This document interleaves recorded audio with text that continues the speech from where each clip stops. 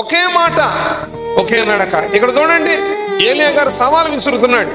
ఆ కర్మేలు పర్వతం మీద, నేను ఆ పర్వతం మీదకి ఎక్కి ప్రార్థన చేసి వచ్చానండి. ఆ పర్వతం మీద ఎక్కి చేతులు ఎత్తంగానే నా ఊళ్ళంతా జలతరిచింది. ఆ కర్మేలు పర్వతం మీద, ఆ కర్మేలు పర్వతం మీద ఆ బయలు ప్రవక్తలకి ఏలియా గారు సవాలు విసురుతున్నాడండి. దేవుడి నామం స్తోత్ర. యెహోవా దేవుడైతే ఆయన్ని అనుసరిద్దాం, బయలు దేవుడైతే అనుసరిద్దాం.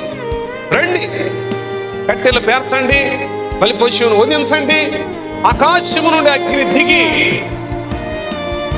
దహన బలి పశు మాంసము దహించినయ్యారు. మీరు ఎక్కువ మంది ఉండటగా 450 మంది ఉన్నారు. ఆ కార్యక్రమం మీద మీరు చేయండి, మీరు చేయండి. కేకలేశారు, గీసుకున్నారు, కోసుకున్నారు, కొట్టుకున్నారు, కేకలు పెడుతున్నారు. ఉంటేగా మొత్తానికి, అసలు ఉంటేగా. ఇస్ క్రియేటింగ్ గాడ్, సృష్టింపబడిన దేవుడు. అది నిజం అనుకుంటున్నారు, పిలుస్తున్నారు, ఏం లేదు.